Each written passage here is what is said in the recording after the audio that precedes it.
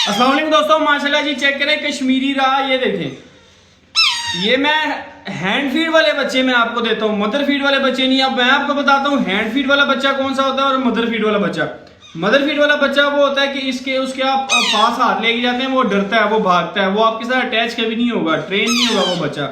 ये hand feed वाला बच्चा है, ये छोटा मैंने पाला हुआ। ये देखें, आप चाहे इसको जैसे मर्जी ट्रेन करें, आपके पास खुद ये भाग के आएगा। ये देखें, राब्ता नंबर नोट कर लें 0308871471।